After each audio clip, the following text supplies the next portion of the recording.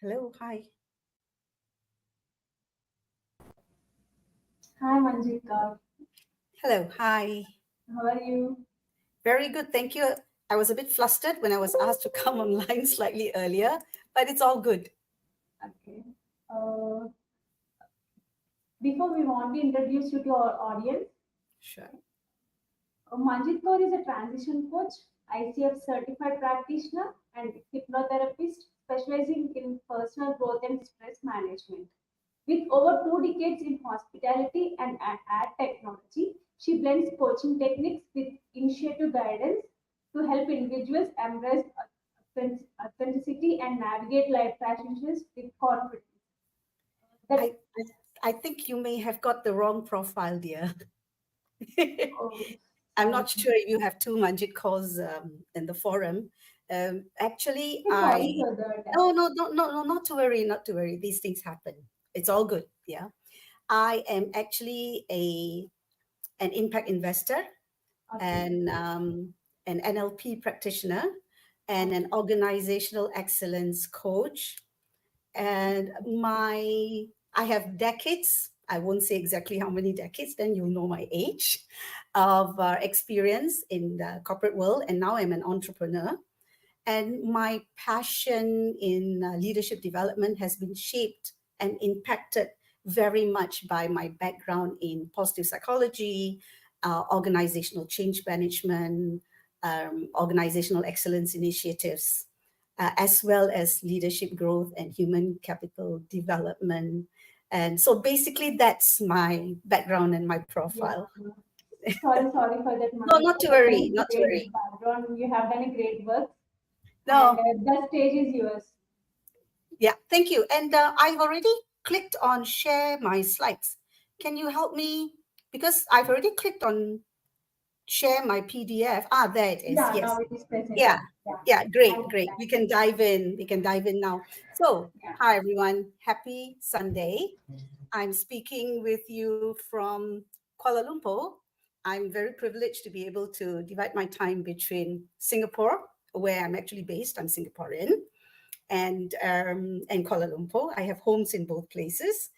And I've actually had the privilege of working across diverse organizations globally. I love helping individuals, teams, and organizations drive meaningful and sustainable change. Today, I'm very excited to share insights on the power of authenticity in business by leading with both your heart and your mind.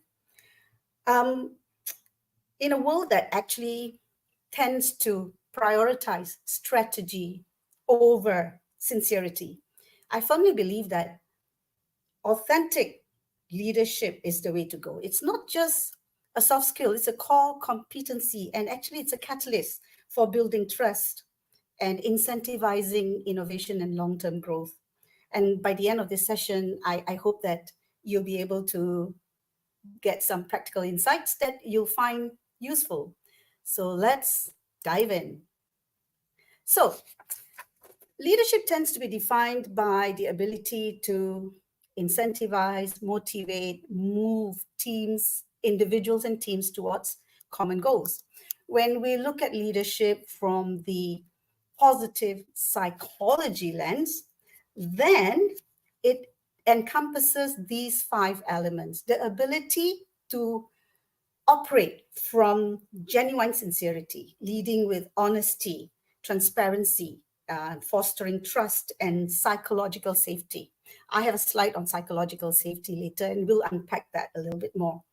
The ability to operate from a positive psychological capacity, being able to draw from strengths like hope, empathy, resilience, and optimism, being able to operate from a self-regulated positive behavior. This actually means being able to act from emotional intelligence capacity and ethical responsibility. And of course, being able to operate within, organize and operate within a well-developed organizational context. So this means being able to cultivate workplaces that nurtures education, engagement, continuous growth, improvement, and high quality connections. And of course, positive self-improvement because leaders must always be committed to continuous growth for themselves, personal level and professional level, and they do that for themselves as well as their teams. So moving forward, I deliberately have incorporated elements of positive psychology into this topic. What is positive psychology? It's a branch of psychology that focuses on understanding and enhancing human well-being. And it actually seeks to explore what is it that makes life worthwhile for individuals, teams, organizations, society, community. So research in positive psychology actually indicates that authentic leadership has profound positive benefit on organizations. When leaders lead with authenticity, they actually create deeper levels of connection and engagement, higher job satisfaction, and actually that translates into improved team performance. There is this theory in positive psychology that we call the self-determination theory. This was actually developed by psychologists Edward Desai and Richard Ryan, and this supports the positive psychology research further. This theory, we call it SDT for short, it actually says when employees operate in an environment that fulfills three basic psychological needs: the need for autonomy, you feel like you're in control; competence, you feel like you're enabled, you're capable to do a good job; and relatedness, that ability to connect, having that sense of belonging. When they operate from this space, they have what is called intrinsic motivation. And this is actually directly linked to authentic leadership because this is exactly what authentic leaders do. They empower their teams by promoting these elements. And actually, authentic leadership, in essence, provides that ethical and relational framework to drive the self-determination theory within organizations. This is exactly how authentic leaders create an optimal work environment. And it is this optimal work environment that increases motivation, creativity, and again, engagement, right? Engagement and trust is so key because it is this element that actually fosters that ability to collaborate and create and come up with better solutions, better ways of getting work done, better decision making at the workplace. So now, ladies and gentlemen, I have actually created some pop quizzes along the way. And if time permits, we will kind of review your responses a little bit more. We can give them airtime. If not, we may have to breeze through them. But here's the first pop quiz, right? Given the little bit of background behind authentic leadership that you have already covered, right? Can you think of one way an authentic leader has inspired you in the past? Please feel free to key in your responses in the chat column, and we'll see how much time we have to review them. Please go right ahead. I'll give you like 1-2 minutes to do this.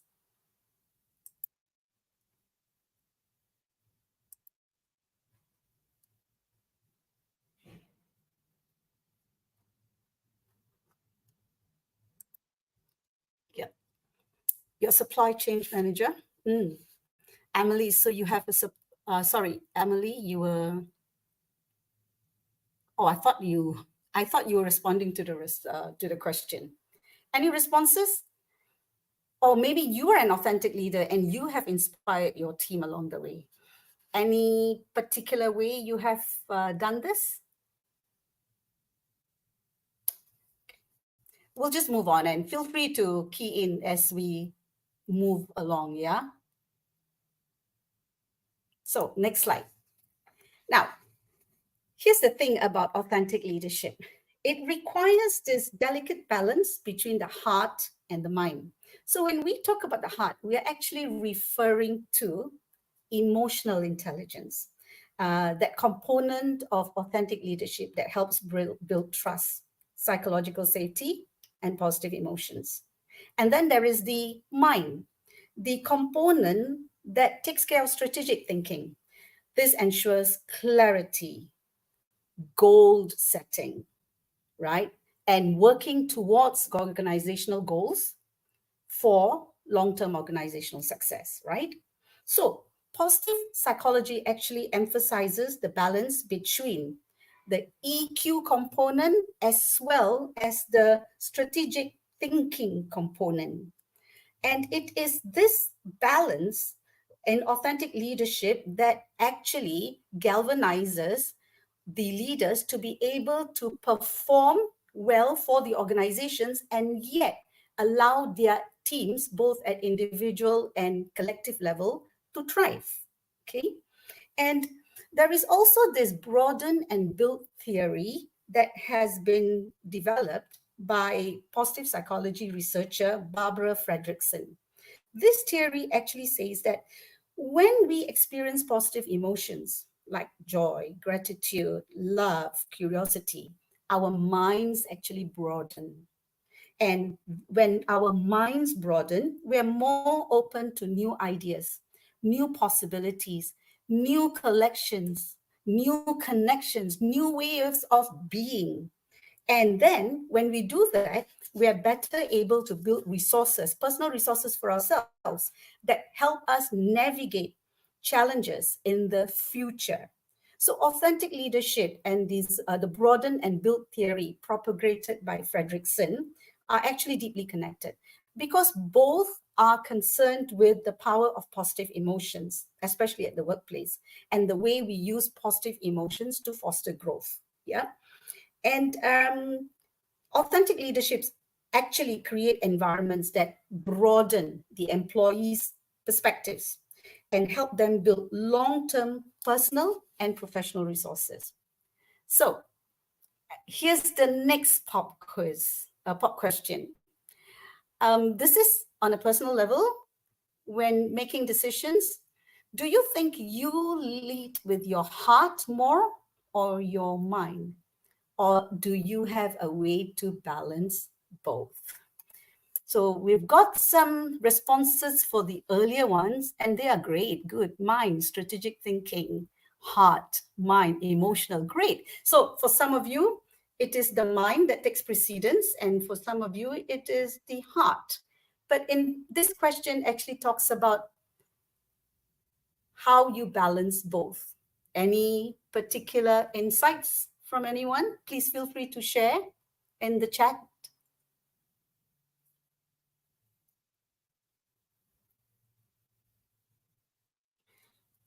Emily, if your heart and mind were to have a debate about a major life decision, how would you ultimately decide which voice to listen to? I love this question. Okay. I have a long answer for that, and I have a short answer for that. I think it goes back to your values and principles and what it is that is important for you in the here and the now in relation to that particular situation. And if the decision that you make were to impact others as well, then you have to also think about yourself, of course, and then if the impact to others is going to be positive or negative, and if so, how you can mitigate that. That would be my short answer to your question, Emily. And I love the question. I think it is something that a lot of us struggle with from time to time. Yeah, great question. Thank you. But I think it's not sometimes so easy. It's hard to come up with cut and dry responses to this kind of situations. You have to weigh in how it impacts and how it aligns with your values and your goals. And if there are others involved, then it gets a little bit more dicey, isn't it? Okay, thank you for that question, Emily. All right, now let's examine the role of emotional intelligence in authentic leadership a little bit more. Let's unpack this a little bit more, shall we? Emotional intelligence actually aligns with positive psychology because it's the cornerstone of authentic leadership. It enables leaders to navigate challenges with self-awareness, right? And empathy. Now, self-awareness is so important for leaders. Leaders need to know what their strengths are, what their emotions are, their values, right? Because then you can help link these to decision making, especially the difficult ones. Back to Emily's question. Right? Now, empathy and connections, emotional intelligence and self-awareness together help leaders make better connections through empathy, right? And this helps build relationships with team members, right? So leaders with high IQ are also better placed to build what we call in the positive psychology world, positive emotional contagion. This was actually developed by psychologist Sigal Barsed, right? Now, this is a phenomenon where our or the leader's positive emotion actually ripples across the board and lifts the entire team and affects the overall mood and dynamics of the group in very positive ways. So this allows the leader to foster positive emotions at the workplace, even during difficult times. And Sigal Barsades was actually a renowned positive organizational psychologist, and she's best known for her work and for her research on emotions at the workplace. She actually did a great deal to help link positive psychology and business. Her research actually proved that emotions is not just about soft skills. They're crucial drivers of leadership, performance, and well-being at the workplace, right? So authentic leadership is actually important because it positions leaders in a good place to make the most of positive emotional contagion. Because when leaders operate from emotional intelligence and they have self-awareness and they create that space for empathy and connection, they can capitalize on positive emotional contagion, which then ripples throughout the organization, especially when navigating challenging and difficult situations. So again, something for you to reflect on. If there is one area of emotional intelligence you'd like to strengthen for yourself, what would that be? Yeah, this is for personal reflections, but if you like to share, please feel free to share. There is one question from Gabrielle. What does my heart know that my mind refuses to accept? Well, there are techniques to get around that, but I think we won't have time for this. Gabrielle, my email will be on the last slide. Feel free to connect with me. Now, this is dicey. Your heart knows what your mind refuses to accept. There are some techniques actually, and there is one that I will be covering later called positive psychology reframing, but that might not actually fit in with your current, with what you are referring to, and we won't have time to delve into it. Feel free to connect with me. I'd love to share more directly with you. Okay. Now, just to unpack the strategic thinking part a little bit more. Now, these are two more theories that authentic leaders can actually capitalize on to drive their authentic leadership process further. Now, Carol Dweck actually came up with the concept of the growth mindset. Growth mindset actually says our abilities, our talents can be developed through effort and continuous learning. It's not a fixed thing. So authentic leaders embrace this, and they are always continuously challenging themselves and growing and unlearning the old, relearning the new. If you remember that first slide, we talked about continuous personal development. This is exactly it. So authentic leaders, they view challenges as opportunities for growth, and they're open to feedback. And this allows them to be flexible and adapt and improve their leadership skills accordingly. Now, Charles Snyder came up with the hope theory. Hope theory is actually aligned with strategic thinking and goal setting and problem solving with that element of optimism. So hope theory says leaders actually come up with goals linked to organizational objectives, and they come up with different pathways to achieve these goals, right? And they're also able to persevere and maintain motivation while working towards these goals, come what may. And they're able to infuse their teams with this kind of resilient thinking as well. And by doing that, when you take the growth mindset together with the hope theory, this actually allows leaders to be more agile with a high degree of self-awareness, which allows them to adapt and modify their approaches accordingly. Flourishing organizations require both these elements. And this is the kind of agility that allows leaders to pivot when things go crazy, right? Because the business environment is so dynamic and forever changing. And it starts actually, I cannot stress this enough, it starts with leaders being self-aware of what are their strengths, their areas for improvements, so that they can capitalize on their strengths, work on their areas for improvement, maybe even deploy, right, to people with better strengths in those areas, and move forward accordingly. So this is the pop question in relation to this slide. When you are faced with a challenge, do you focus more on obstacles or do you tend to focus more on possibilities? It is how you tend to perceive situations, right? Now, this is for you to reflect on personally, and it helps with self-awareness, right? Do you think for you it is like, this is a challenge? Or, if I can come up with a way of coming around it, oh my God, what a great learning opportunity that would be, right?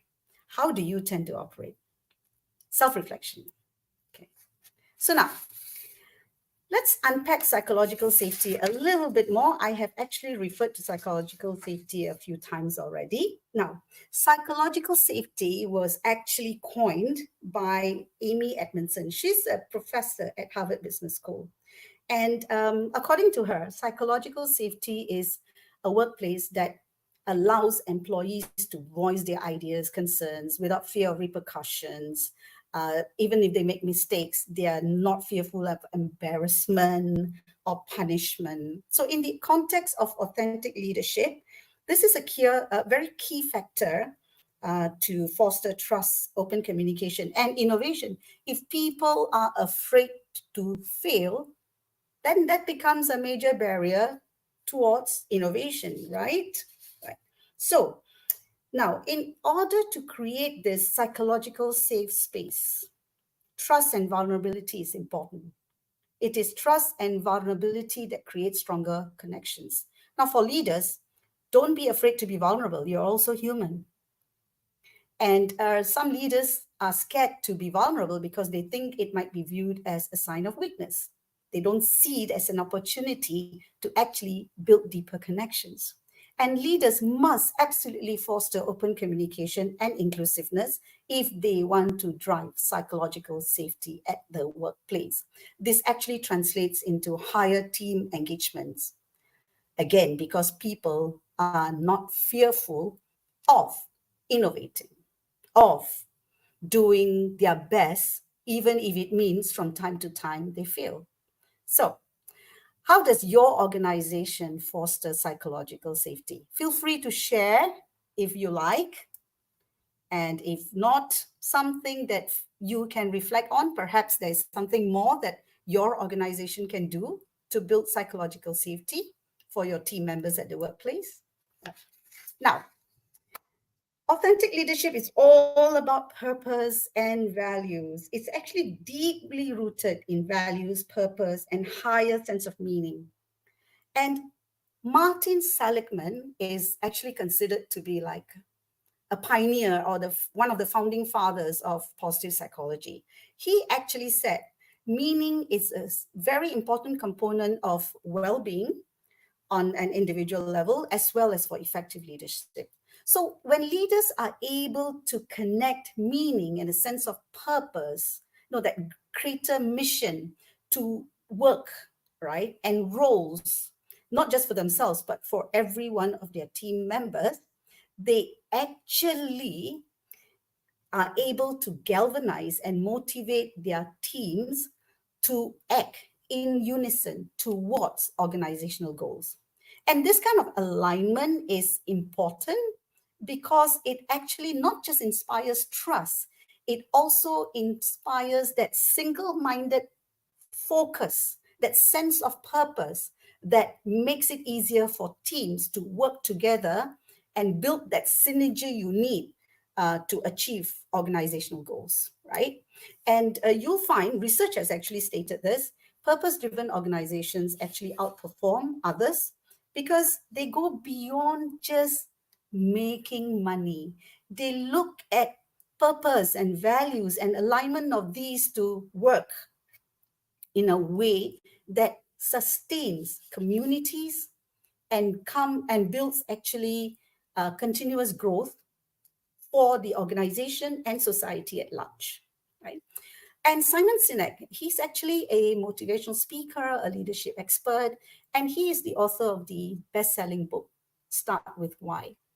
In this book, he actually says the leaders who actually articulate that clear sense of purpose are better able to attract followers, and the followers will go with them to great lengths to make sure that mission, that big picture is achieved.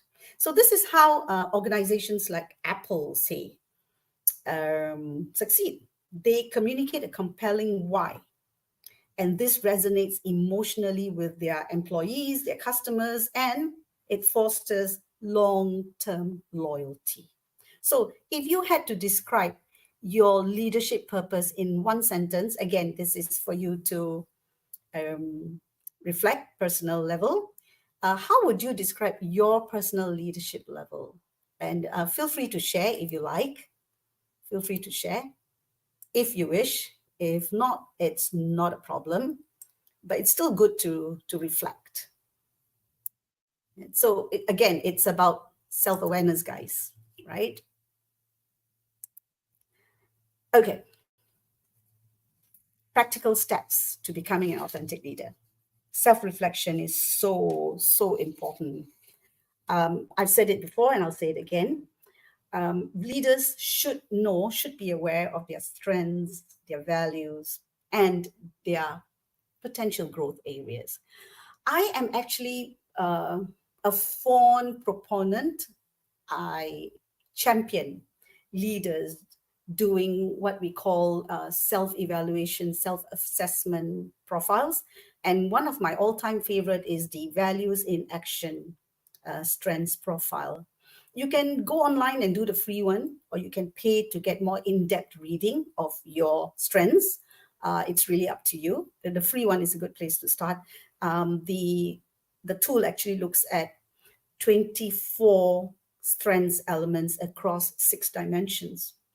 And that, I think, that kind of awareness is important for all of us, right? And we are all leaders in some form or another in our personal as well as professional lives, right?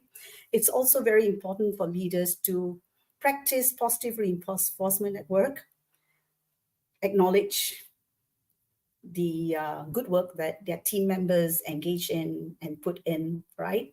Because again, this encourages and builds a culture of appreciation and mutual respect. We talked about not being afraid to be vulnerable.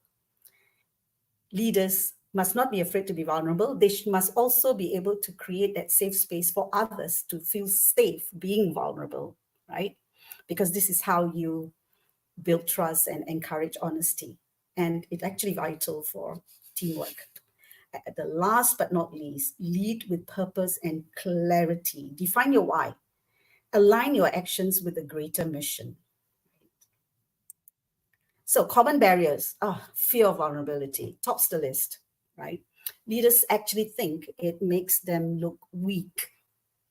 And this fear of vulnerability can be a major hindrance to open communication and trust. The fixed mindset, as opposed to Carol Dweck's growth mindset, right? The fixed mindset actually talks about having fixed perspectives about things and leaders thinking that they ought to have all the answers even when they don't. And this actually creates barriers to collaboration. And leaders that operate from fixed mindsets also tend not to be open to feedback, and they tend to be defensive as well, right? So one technique that can help leaders who might be stuck in one or both of these areas is positive psychology reframing. This actually encourages us to look at what our fears, our insecurities, and our challenges as opportunities for growth. So it actually talks about looking at things from a different perspective. Instead of setbacks or negative situations, find opportunities for growth, learning, and build resilience from that. For example, fear of failure, learning opportunity. Difficult feedback, path to growth. The feedback might be something that can help me be more aware of how I'm perceived. And it might be something that I may have to work on. So it's good that I'm aware of it. So this is one example of positive psychology reframing. Right? So what's one belief that you think could be holding you back from being an authentic leader? Again, self-reflection. Yeah. Right.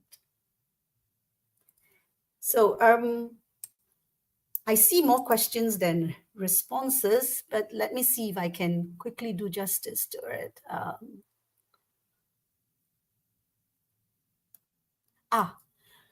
Emotional intelligence and how can it be developed? Okay, I think maybe for the questions, the host can help me prioritize and then we can tackle them at the end. Let me make sure I can go through all the slides, yeah? Yeah. Okay, so the roles of resilience and mindfulness. Now, resilience and mindfulness are just essential traits. I mustn't say just essential traits. They are very essential traits for leaders because it enables leaders to navigate challenges, maintain clarity, and foster well-being for themselves and for others. Yeah. So now, what is resilience? Yeah.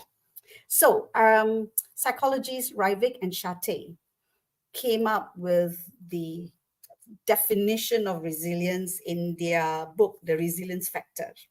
Now, according to them, and rightly so, resilience is not about never failing. It's about the ability to bounce back and thrive after setbacks. So, and they also emphasize that resilience is not a fixed trait. Yeah, it's a learnable set of cognitive skills and emotional skills. So, and it's especially important for leaders because this is how you cultivate emotional strength. You learn from difficulties, you bounce back, you don't let difficulties overwhelm you, and then you inspire your team members as well, especially during difficult times. Right. Mindfulness. Now, Kabat-Zinn is actually a pioneer in the field of mindfulness, right? And his definition of mindfulness is actually awareness that arises from paying attention on purpose in the present moment without judgment. He actually developed the mindfulness based stress reduction technique. It's a scientifically backed program that integrates mindfulness meditation to enhance well-being and it reduce stress. So now this his work is actually has a profound impact on not just on mental well-being but also on leadership because it helps leaders enhance their resilience, their clarity, and their emotional regulation. So now some practical tips for resilience and mindfulness. I have to admit, I have been a bit biased. I have only flagged out techniques that work for me as leaders and, in fact, as individuals, right? Self-care is not a luxury. It is a priority. If you don't take care of yourself, you can't take care of everything else that's happening in your life. So these are some of my favorite techniques, right? And they've worked for me. Gratitude exercises. I do this twice a day, morning and night before I go to bed. I engage in reflection and I take time to be grateful and I internalize it. And I go through every positive aspect of the day and what's happening in my life. And this actually helps me, I feel, over the years, built a more resilient mindset, especially when I'm going through challenging episodes. Now, the other thing that helps is those controlled breathing techniques. It actually helps reduce stress because it calms down the nervous system and it improves focus, right? Some of us do yoga, that's great. I'm a novice when it comes to yoga practice, getting there, baby steps. Now, reflection journaling. This is a great technique. Writing down thoughts, experiencing, and our experiences. It helps us inculcate deliberate self-awareness, emotional processing. And it actually helps with intentional growth. It works for me, right? Last but not least, engage with your team in a really deep way. Because when you create the psychological safety for them to do the same, you strengthen the collective well-being. Miss Majika, sorry for interrupting. The time is running late. Okay, so right, so I'm just going to skip all the pop questions and go right to the end. These are just some stats, right, to give us an idea of how emotional intelligence and authentic leadership actually drives excellence and excellent business results. Okay, and last but not least, I'd like to share with you this last slide that I have, a quote from Lord Alfred Tennyson. Come, my friend, it's not too late to build a newer world. It's time to rehumanize leadership. Each organization, each community at a time. With that, I say thank you. I hope you're all ready to step into your authentic leadership journey today. Thank you. Was a great talk. Beyond time, I'm so sorry. No problem. That was a great talk, Manjit Kaur. And we have a few questions from our audiences. Please. But I want to ask you one. Sure, please. I hope we can do justice to all those questions. Sorry, guys, I had to breeze through them and not do them justice. Feel free to reach out to me, and I'm also available on LinkedIn. I'd love to connect and one-to-one and hear more, share more. Thank you. Can I be an authentic leader if I have never truly met myself? Sorry, can you repeat? Can I be an authentic leader if I have never truly met myself? Can you be an authentic leader if you have never really met yourself? Okay. Authentic leader is a process, it's a journey. I won't say no. The fact that you want to be an authentic leader and you want to embark on that journey, it itself says that you have what it takes to be one. But I have to say, it does start with self-awareness, because as an authentic leader, you need to know what principles and values you stand for, so that you can align this with the way you function as a leader. Authentic leadership starts with you. So you need to know yourself first. Invest in time to get to know yourself, guys. It's worthwhile. I hope that helps. Yeah, thank you. Thank you so much. Thank you. I'm sorry if I went beyond time. Thank you very much for this opportunity, and to the organizers for providing us with this platform. Thank you again. Thank you, guys. Enjoy the rest of the forum. And I exit, right? Or yes, you do it? Okay. Thank you, guys. Thank you for joining me.